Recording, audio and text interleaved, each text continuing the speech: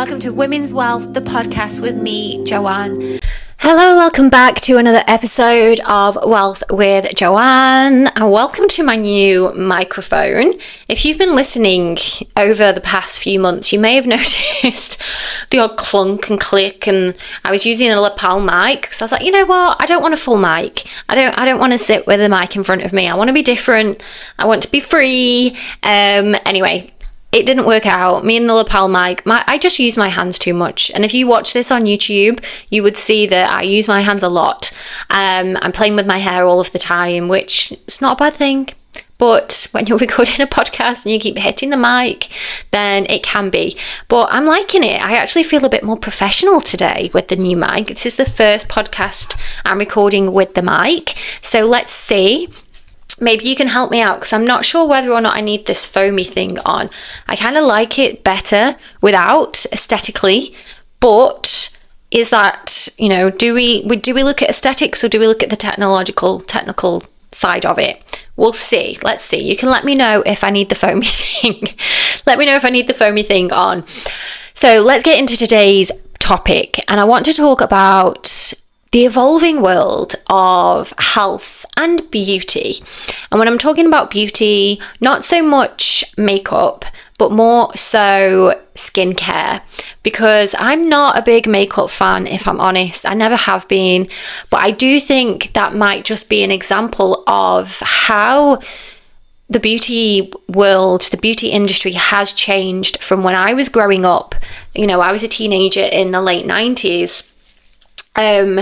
To now, and I was just thinking about when I first started using makeup and things, and I think I must have been about year 9, and we'd have the Heather Shimmer lipstick that would get passed around, and I think it might maybe a bit later actually, so it might have been my year 11 photograph that I put lipstick on, and my mum was like, have you got lipstick on here? Because I didn't have lipstick. And I had a clear mascara, I think maybe in year 11, but I didn't wear makeup for school. There was just one girl who did, who always got told to wipe it off. And no one really cared, to be honest. No one did. We used to go to, and I was talking about this the other day actually, we used to go to under 18s clubbing. So I would put makeup on then, and we used to draw these little Chinese symbols on our faces. Now I say Chinese symbols, it was meant to look like Chinese symbols. It wasn't. We just made it up. Obviously we didn't have any internet then to Google, so we just put like little lines and dots around our eyes. And I can't remember what else. Shimmer. We used to use a lot of shimmer. And when I look back at photos from the early 2000s, I used to love a white eyeliner and shimmer highlight just all up into the brow. But again, we didn't really talk about it. We weren't really into doing makeup. It was just because we were going out, and that's what we did. Not like today. Obviously, it's all over social media now. My niece does all of the makeup, the foundation, the contour, and she is 14. And when I was 14, I don't have a clue now with some of the stuff. I'll put a bit of contour on because I asked the girl in Sephora how to do it. Put a bit of blusher on today, a bit of eyeliner, but nothing crazy. Nothing detailed. Anyway, so that's my history. One more story, actually. I do remember the first time I was introduced to fake tan. My friend bought it to school. I think her nan had given it to her, or she'd taken it from her nan, and we had no idea, and it was thick brown, and we just rubbed it on, and I remember I had a brown mark on my arm. My mum was like, what is that? She thought I had a big bruise on my arm, and was trying to, saying you need to scrub that off, and scrubbing with the brown pearls soap that gives me PTSD from being scrubbed in the bath. The smell of that medicated soap and Vosine shampoo takes me back to my childhood. Anyway, and that was about it. We didn't really understand it. We didn't really look into it. But I would say that in my mid-20s, I started to have an interest in the creams I was putting on my face. And it all stemmed from, I think, because I burnt my face really badly when I went on holiday with my friends, and I had blisters on my face. Like, I was like two-faced. Half of my face was fully blistered. And from then, because the doctor did say about sun damage, I think I started then looking at my own skincare routine. But I was the only friend that did that. I was the friend, or probably still am, who would introduce the creams and you need to use this for this and that for that. But I had hundreds of the things. I had a whole dressing table drawer full of skincare. Now I have a little tray. So I'm going to go into that as we go through today. So the cultural shifts, the technological shifts, I've had a lot of because of the sun damage, I've done a lot of treatments as well, and they're changing over the years. I remember when I had microneedling maybe 10 years ago for the very first time, and I'd saved up for it so I could have a couple of sessions, and it was brand new. No one had heard of it, and I remember my face was bright red, and my friends were like, "Oh my God, what have you done to your face?" And I didn't really fully understand it. Now microneedling, you can get microneedling kits and do it at home. I do think to fully understand skincare, we do need to go back and have a look at the history to maybe see how far we've come and then where to next. And that's what I want to chat about as well today.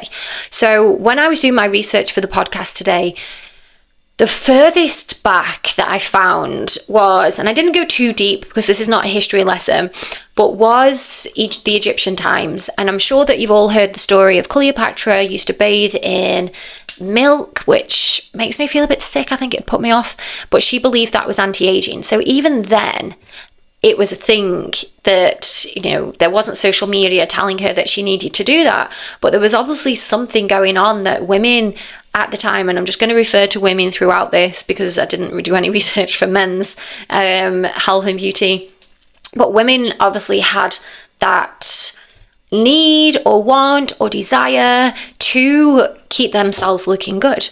And I also read that it was back in the Egyptians, when we see the pictures of Egyptians and they have the black eyes, that was more, yes, it was aesthetics, but that was also to stop the dust from going in their eyes. And they used to use charcoal, which is dust. So I don't know if that would, And then if we fast forward to maybe the 1700s, 1800s, the women wanted to be pale, and they used to put lead face creams on their faces, and obviously they were so pale because it was making them sick. And I haven't put in my notes here, one of the queens, apparently this is why she died, because it was a sign of notoriety. It was a sign of affluence. The paler you are, the better you are. So obviously she was the queen, and she was putting all of this lead-laden facial cream on her, and it was the thing that killed her. Actually, I'm just going to double check that just so I can give you the full story. I didn't put her in my notes, so I just double checked that for you. It was Elizabeth I. It's thought that her death may have been caused by chronic lead poisoning and the combined use of other dangerous chemicals present in her cosmetics, such as mercury and arsenic. Ceruse was also blamed for the death of an 18th century London socialite, Maria Coventry, Countess of Coventry, in 1960. So we have that. Now, I know that sounds really shocking, but some of the products that we've been lathering onto our faces, even today, have got dire consequences, and I will be going into that shortly. So we've got, that's the 1900s, the 1700s. Then fast forward a little bit more to the 1900s, where they pulled back a little bit on this, and they were using more basic things. They would make their own products. They would use cold creams, and it was more about function over form. So it wasn't that they wanted to look a certain way, and that's why they would use the creams. It was, they had dry skin, so they would put a certain cream on, or they burnt their skin, so it would be that. And it was more of a medicinal reason, not for aesthetics. The aesthetics started to come back in again in the 1920s, and I love the 1920s fashion, the flapper style, and they would have the bright red lip and the dark eye. But again, the way that these products were then made would have been with more harsh chemicals than I also did read, before I say about the harsh chemicals, that a lot of the products that we use today haven't been updated since the 1930s. Yes, they may have all the labels singing and dancing, and this is what it is, but the FDA's expectations of products hasn't changed since then. So yes, we can look back and go, oh my God, I can't believe they used to use this. But is it something that we're still doing today? Mid 20th century was all Hollywood glam. So as we can see over the years, women wearing makeup and their beauty routines has gone from functional use to everyday use. And it was the mid 20th century that women started to then use makeup daily, and they'd want to look a certain way, and they would use creams for certain things. In the I think it was 50s, 60s, I've spoken about this before in another video, was when cellulite cream was introduced.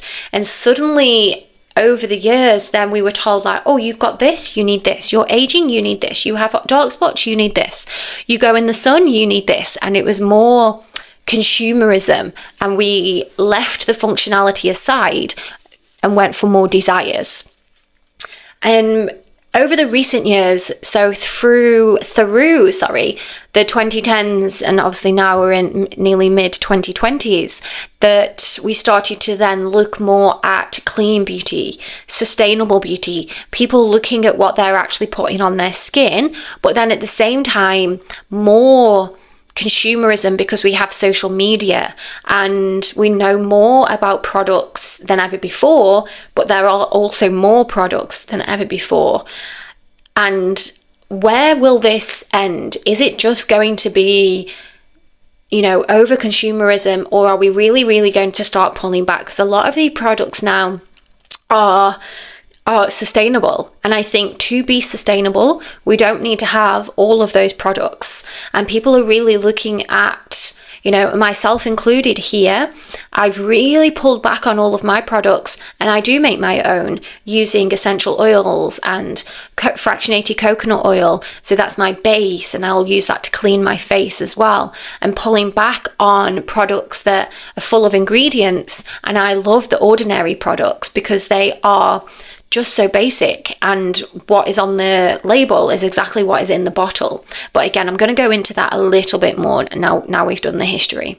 And compared to the previous health and beauty trends that were more about looking good, so for example in the 1980s, if we go back to fitness in the 1980s, that was all about working out, and not so much about feeling good, but more about looking slim, and which nowadays isn't so much a thing. There's been a shift in working out to look a certain way to working out to feel a certain way. And I do think that this, again, is a positive that has come out of social media, that it's not all just based on how we look. There's more inclusivity nowadays compared to the 80s, the 90s.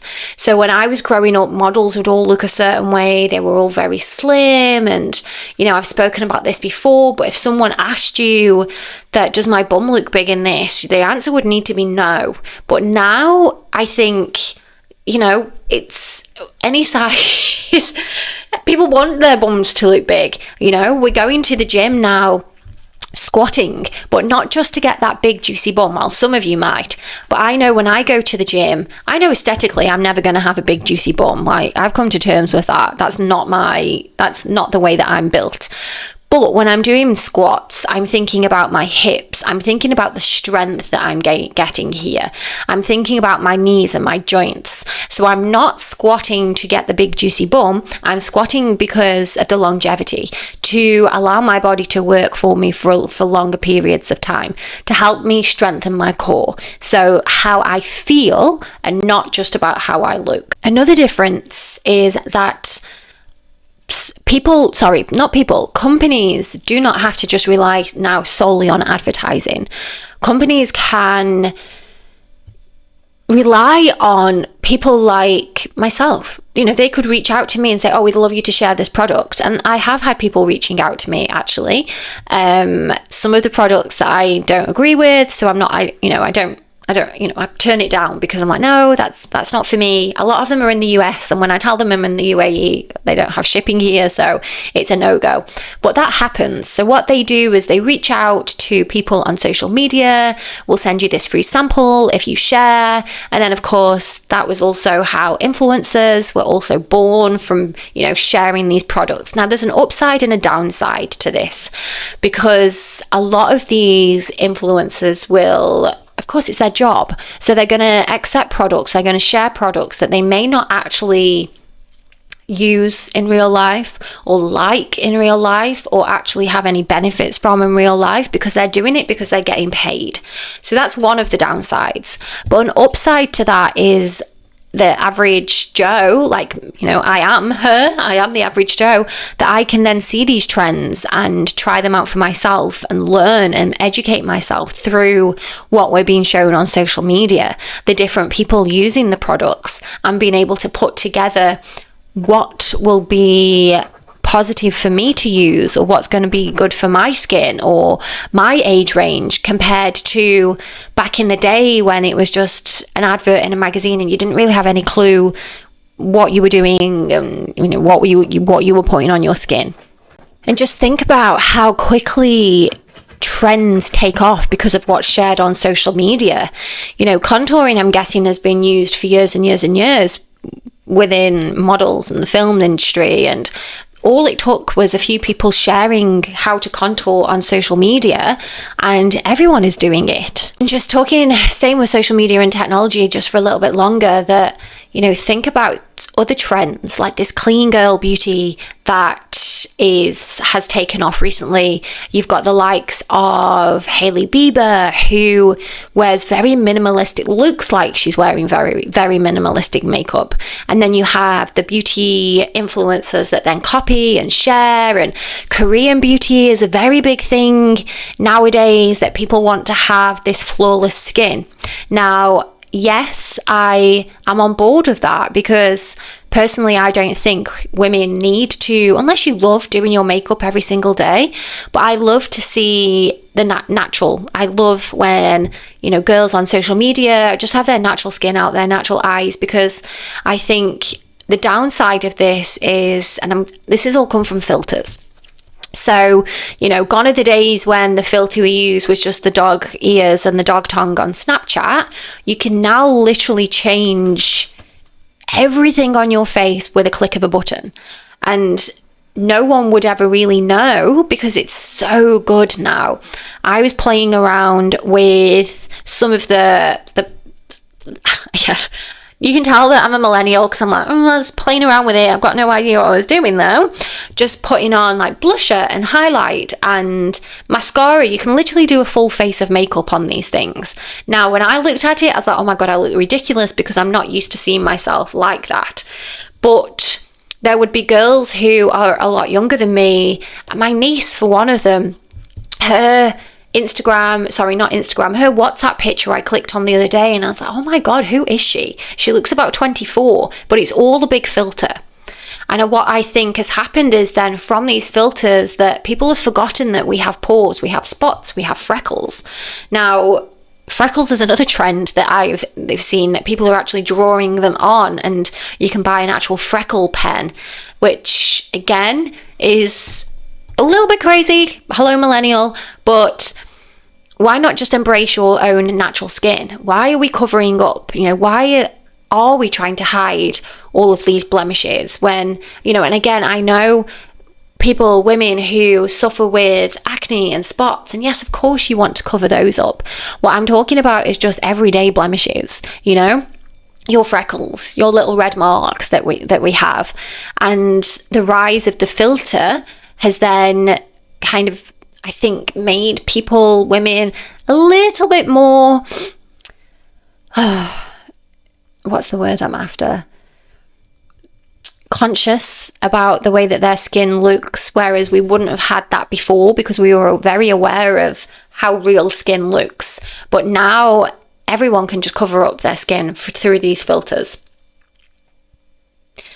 And then this has then had the rise of this clean girl beauty look. And I just think that, we need to find the middle ground of putting makeup on, having fun with it, to embracing our natural beauty as well. And I just want to talk a little bit about Pamela Anderson, because I am fed up of seeing, I love that she's wearing no makeup and she's 57 or 58, I think I read. But why are we talking about it? And I know I'm talking about it now, I'm sorry, but why does it matter? And I saw this post this morning that someone shared, and it really annoyed me. Someone had put, women age like women age like milk, and they'd put Pamela back in the 90s and Pamela now, and it's 30 years ago. She is not going to look, no one looks the same from 21, 27 to 57. So first of all, shut up, get that example off my screen. Second of all, who are you to judge? Like, I don't know who it was. It was just someone had sent it, and the comments were all agreeing with what I'm saying now. But why are we talking about Pamela Anderson because she's choosing not to wear makeup? Why is this a thing? Why can it not just be that that's how she's choosing to look? And she looks amazing. Her skin is gorgeous. You know, she hasn't had, I haven't read deep into it, that she hasn't had lots of work done. She doesn't look like that she's had all the fillers, and, you know, she's probably had Botox here and there, and she's kept it very natural. And I think, when are we just going to let women just be themselves? And just going back to the trends and things, and, you know, can we not just find, and it's never, you know, no one's going to listen to this podcast and go, hang on a minute, let's calm all of this down. But within ourselves, to just give ourselves permission to just be natural, to just walk around with no makeup on, to learn about what's good for our face and our skin and put these products on. Because a lot of the things that are sold to us, and again, people my age, women my age, who we didn't have this understanding, we didn't have this education growing up. We weren't told that a lot of the creams that we're putting on our faces and our bodies are full of carcinogenics that could cause breast cancer.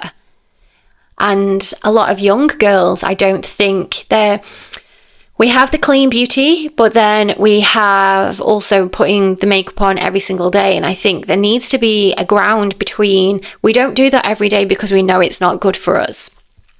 Sorry, I went off in a tangent then. I can't even remember how I got there. I've gone completely off to my notes here as well. So we've talked about the here, the now, the past, the present. Let's talk about the future. And when I was researching this, I didn't know it is a minefield that, you know, things that are coming.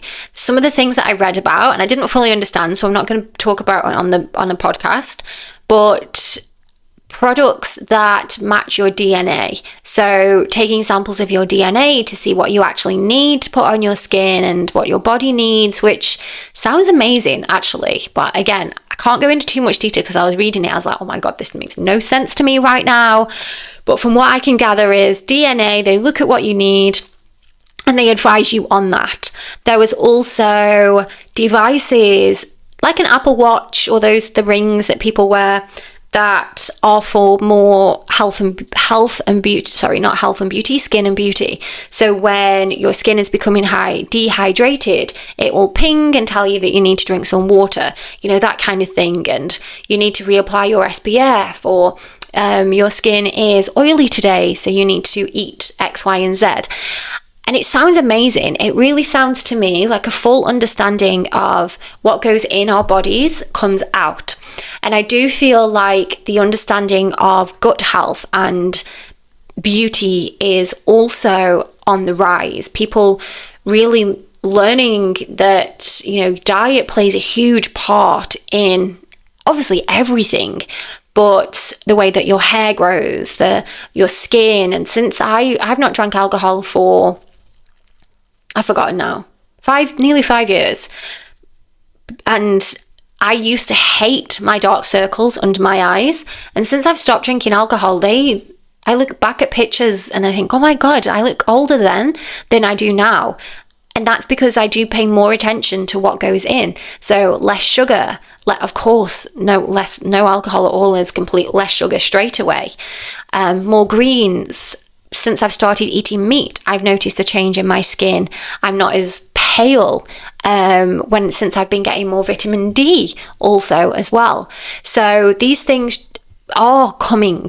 They are going to teach us what we actually need and what we can let go. Seeing the rise of people having collagen shots and mushrooms and turning more to natural products and Ayurvedic products and learning about their doshas and what they need in that sense. And for me, making my own products. So, looking at the list of what do I want to work on? Anti-aging, dark spots, fine lines, wrinkles, early signs of aging, having this list of collagen, and then matching that to essential oils, and then creating my own serums, so I know exactly what I'm putting on my skin, so what is going in my body. And this then goes the same for treatments. So instead of all the injectables, people are starting to step away from them now, knowing that too much filler can give you a pillow face, and filler doesn't completely disappear. It can just migrate throughout your face.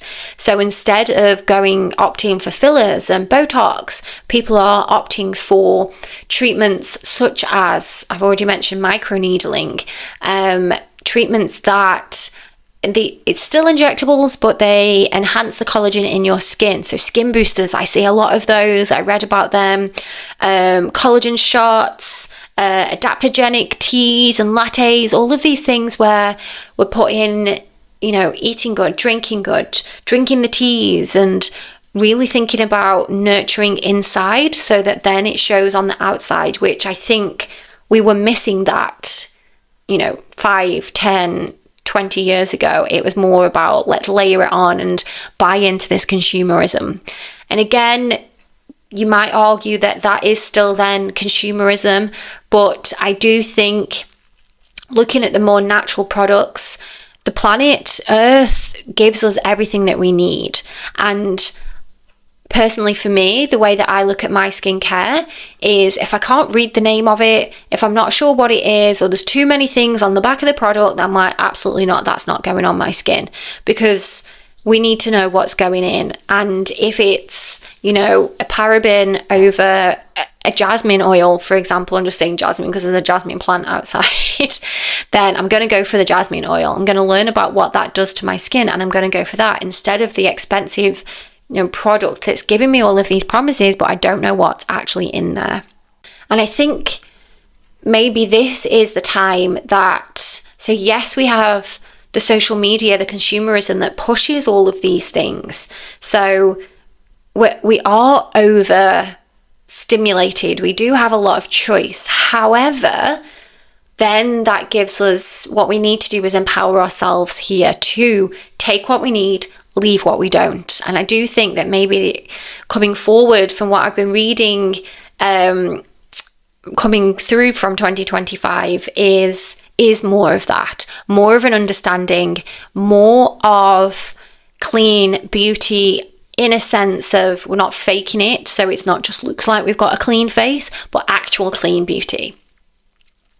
That also leads me on to, I did a bit of research and I'm so excited to share that from 2025, I will be sharing face yoga. This is something that I've been dabbling in on and off for a while. And again, noticing the differences for myself and clients asking me about face yoga. I'm like, do you know what? I'm going to train, and I'm doing it. I'm just practicing now before I go completely live. But face yoga is, and I was reading a little bit about it. It's like, do I talk about this? Do I put it in? But this is set to become one of the wellness, the routines in 2025, because like I've said, people are stepping away from the needle or looking to use the needle a little bit less. And face yoga, it's non-invasive, it tones, it boosts circulation, but you also have the mental health benefits as well because it's relaxing. So when I'm going to try and put it together with yoga, so releasing the stress through shoulders, because a lot of the way that our face looks comes from clenching the jaw and hunching and having all of this stress that we're carrying with us and poor posture. And once we learn how to release that Everyone talks about this, the chin. Now, if your posture is poor, of course you're not going to have, what is it, mewing, the trend? Of course, that's not going to be there naturally if your shoulders are hunched and you're pulling your neck in. So through face yoga, you're able to open this up. And I actually wrote down here in my notes that over the last 2 years, there's been a 70% increase in searches for face yoga. So again, if you're listening to this and you're looking for more natural ways, and it's actually really enjoyable, 10 minutes a day, a little bit of face, self-care, shut the bathroom door, but put on the face yoga video, and there you have it. And at the same time, it's lymphatic drainage, it's helped my sinuses, stopping blocked noses. So it's not just about the aesthetics. You have all of these other benefits, which again, I think is a really big thing that's going to come in 2025. It's not just about the way that you look, it's a lot about the way that it makes you feel as well. And just going back to mental health there, when I was doing my research, I think a lot of people are also learning about self-care. And, we have so many, again, stepping away from the needle, we have these LED masks and people going to take 20 minutes, mood enhancing light, blue lights, and really treating themselves, again, not just because of the way that it looks, but also because of the way that it makes them feel as a whole. And what's clear from my research and just chatting about it out loud today is that health and beauty really go together. So I know at the very beginning I started by separating it, and when I talk about beauty, it's not so much makeup, and because that's my era, that you would have beauty was all makeup, you'd have your makeup artists, and I really do think that we're shifting to learning that it is all together. Health and beauty is a thing, because what goes on our skin is going in our bodies. So we need to really look at that. So yes, we look at what, you might be on a diet. You might be trying to balance your hormones out through what you're eating, but are you looking at what you're putting on your skin? And again, I think this is a door that's opened now. We know that lathering on creams and creams and creams and creams that are full of endocrine disruptors are going to have an effect on our overall health. So again, it's not just about, is that cream getting rid of cellulite, but is that cream also spiking your estrogen, and then you're having heavy period? And I know I've said a lot today, I've gone off on a few tangents, but I would end with my advice just being, you need to find what's good for you. You need to find your own routines, your own rituals, your own self-care, learning about what your body needs, what feels good for you. You can go down a huge rabbit hole with this, but every single person is different. And when I'm mentoring women, I'll really help them to drown out the noise. And we need to focus on what you need, because yes, Karen next door is using this face cream and she's okay with it, but that's not going to work for you. You're trying to balance out your hormones, and when we look at that cream that she's using, it's not natural. It's not going to help you to balance out. We need to pull back on all of these products you're putting into your skin and find other ones that are going to work for you. So drowning out the noise, just focusing on you. And that is the ultimate act of self-care and self-love, giving yourself your focus. I felt like I said yourself quite a few times then. And that's it for today. Let me know what you think of the things that might be coming up, the DNA, the wearables, and how do you feel navigating through life? And I'm guessing, most people listening to this, you might be millennial, and it is a minefield compared to, the Heather Shimmer that we all used to just share and pass around when we were going into the under 18s. It's come so far, and we have spent a block of our lives just putting all the things on and trying all of the things, and now it's like, oh my god, that's bad for me, can't use that anymore, that's no good. So how do you feel navigating? Please let me know, and I'll see you all in the next episode.